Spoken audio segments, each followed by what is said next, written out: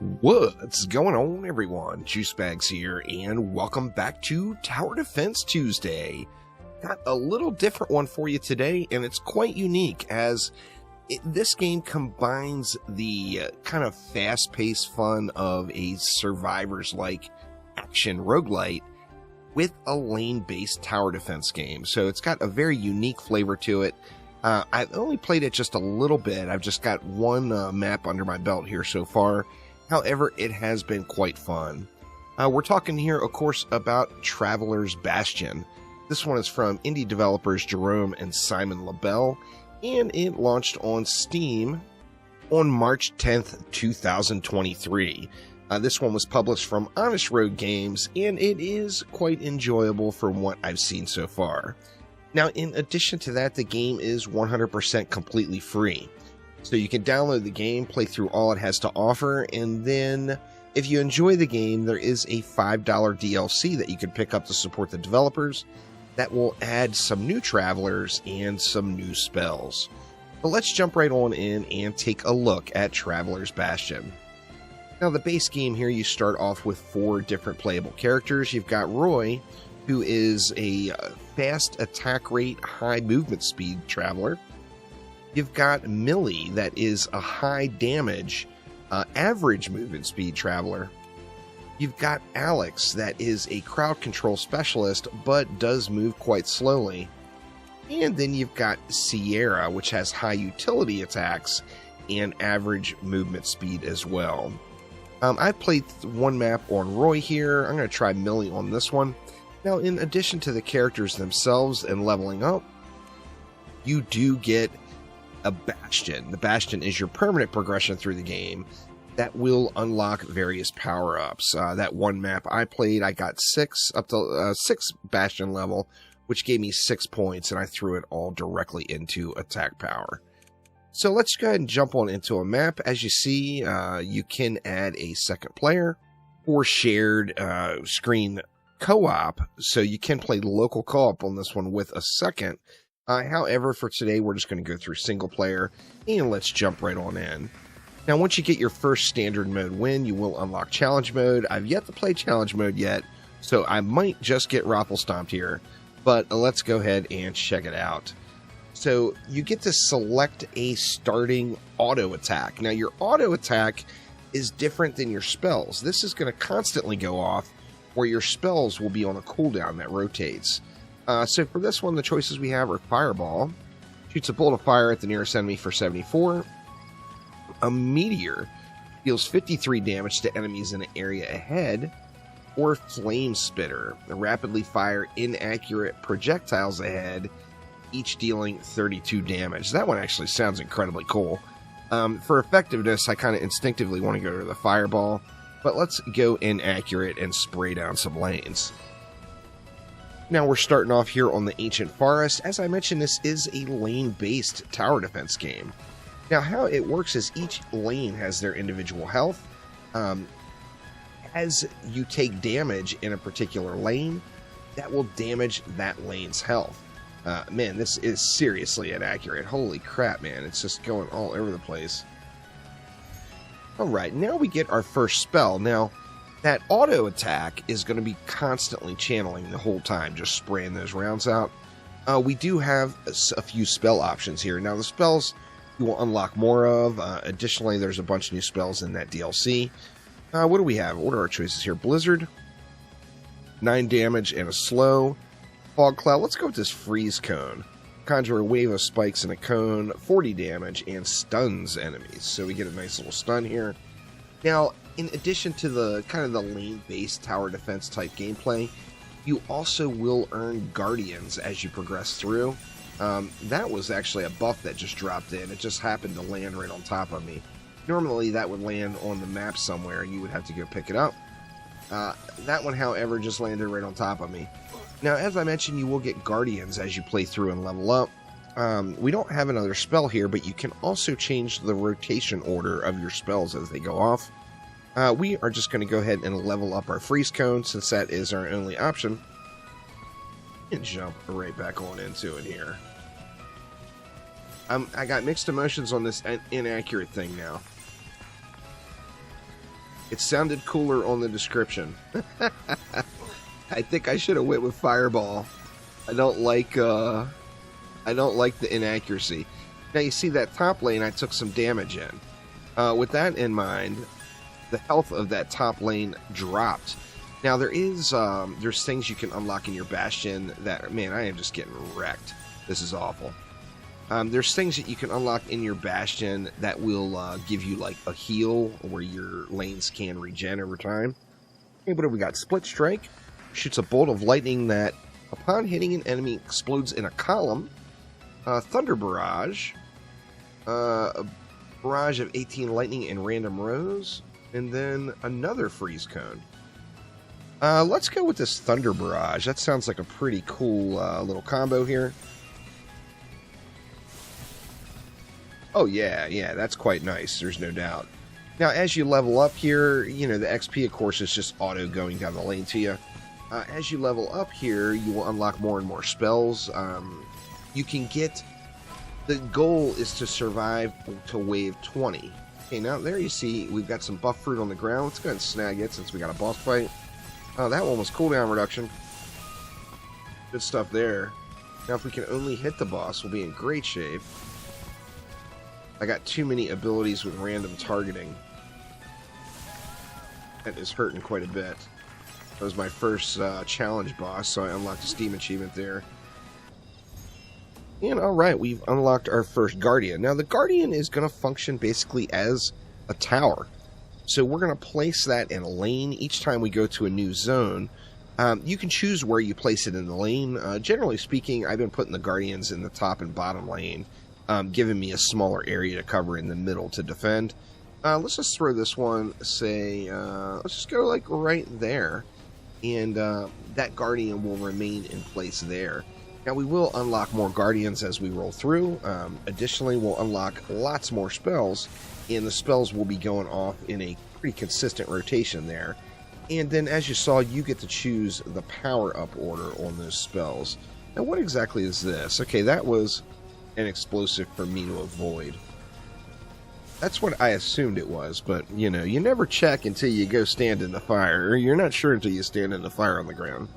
It's alright, so as I said, you can change your order of your spells as they go, and we want to keep leveling these up.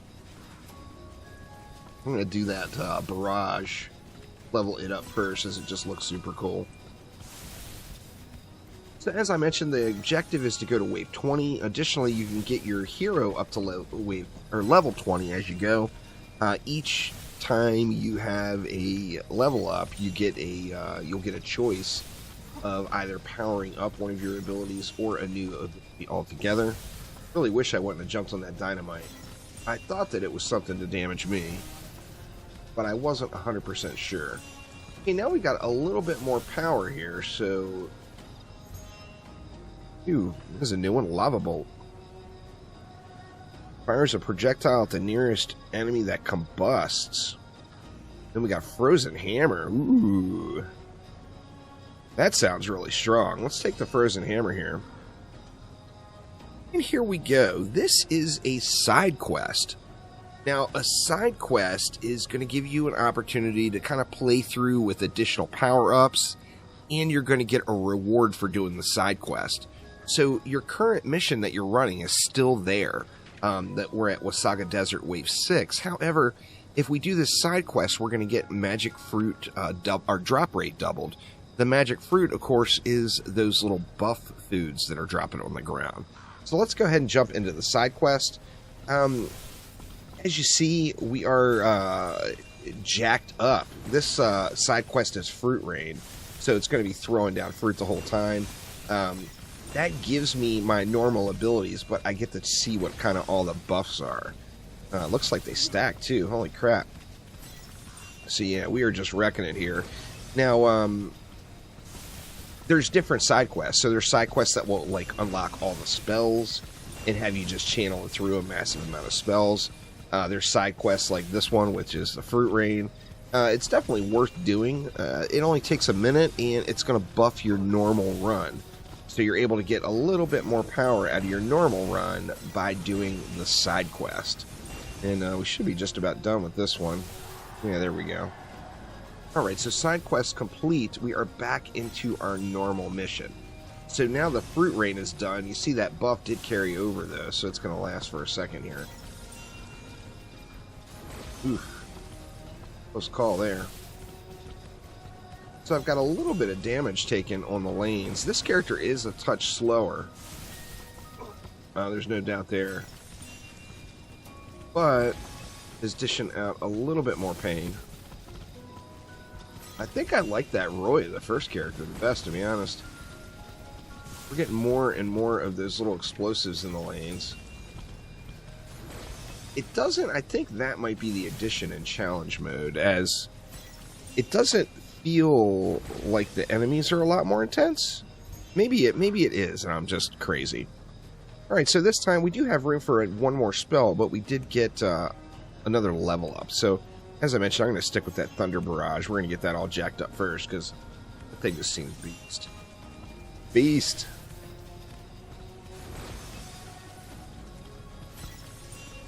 We're getting it here. Oh.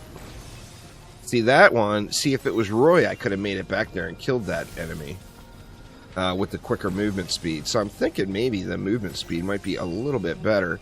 Actually, you know, it does seem like the enemy rotation is a little rougher. On the first map I wasn't getting pushed anywhere near this hard. Oh yeah, we're in deep trouble now here. We got two bosses just zerging. Three bosses zerging, pardon me. I got one of them. We did take some damage there. We actually took damage on every lane. Wow. So yeah, this is definitely, the enemies are a little bit harder, as by this point in my first run, I was still just steamrolling everything. So challenge mode is more than just the little explosives on the ground, no doubt. And we did get a little buff food, but I moved so slow, I hate to run back there and get it. Oh, that was movement speed, nice. A little wasted on that one. Okay, let's continue to get that Thunder Barrage. Oh, dang it, I hit the wrong thing. We got another level up, though. Or no, we did get the Thunder Barrage leveled up, right? Yeah, we got the Thunder Barrage leveled up, so we're good shape there. And we picked up that Guardian. We did go to a new area. You see, now we're at Mount Victoria. So you have to replace your Guardian down. Now, we will get more Guardians, assuming I survive and don't get wrecked. I have taken a bunch of damage now, so want to see how that goes. As we earn more Guardians, we'll have more lanes with a little automated damage in it, which is kind of nice.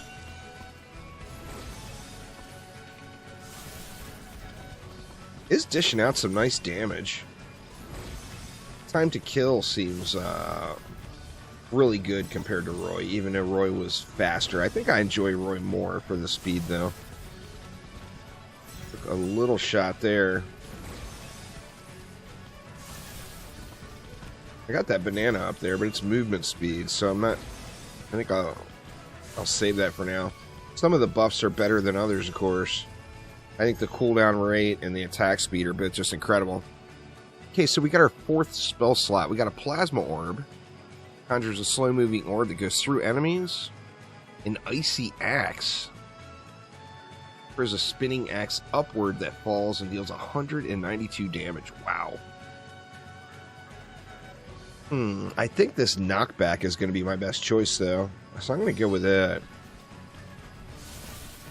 As enemies push in a little bit more, I've got a freeze now. And some knockback. Oh, that is awesome. It looks like it went up every lane. So you get a little knockback in every lane, which is pretty good. I haven't lost a lane yet, as I just started playing the game just right before recording this video. So I'm not sure what happens when a lane goes down to 0. Is that the end of the run, or do you just lose that lane? Just not certain there. I'm tempted to let one die, though. I mean, things are probably going to die anyway, because I'm definitely getting pushed.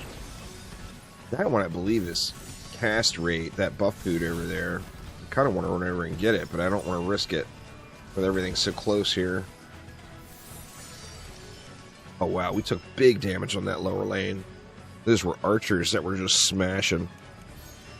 Okay, Thunder Barrage is at level 5 now.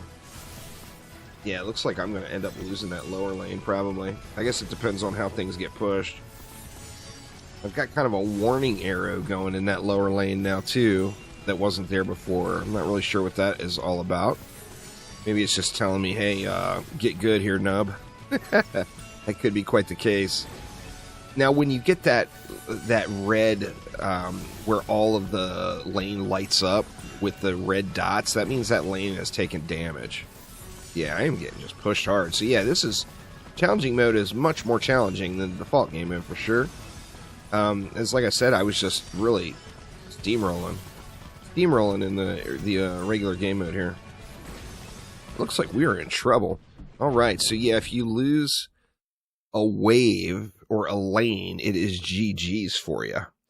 So good to know on that one. So this is where I ended up. Didn't care for the flame spitter. I like to be able to actually choose the lane and aim. Looks like I did get a level up on melee though. And I got 3, maybe 4? Yeah, I got a few level ups on my Bastion. So I can go back to the Bastion, of course, and get it powered up. Choices are repairs. Outer defenses, top and bottom lanes, have their base health increased. The second and fourth lanes, and then the middle lanes have their health increased. We got that attack power, of course, the spell damage. Now, the attack power is your auto shot. The spell damage is your abilities that are going off. Utility is for non-damaging effects, like the crowd control. We got Giant Slayer, additional boss damage. And then I've got 4 power-ups that I have yet to unlock. So I'll probably have to get the wins on the next difficulty here to unlock these 4. I think we'll just go right into power some more. We're up to 10% now. More attack power. So hopefully that will help things out. And that is just a Tower Defense Tuesday look at Traveler's Bastion. Like I said, it's a little different. It's definitely... I really dig the Survivors-like action roguelites that are out there right now. This gives you that sort of feel and flavor, but then adds in that lane-based tower defense. That combined with the game being free, you just can't go wrong. And then, like I said, the developers are relying on you to enjoy the game and then purchase the $5 DLC, and that's how you can support the devs. So good stuff here for Traveler's Bastion. Make sure to check it out. I'll put a link down in the description below. And that will do it for now. So I will be live in just a few hours. Thank you all so much for watching, and I will see you next time around. Take it easy.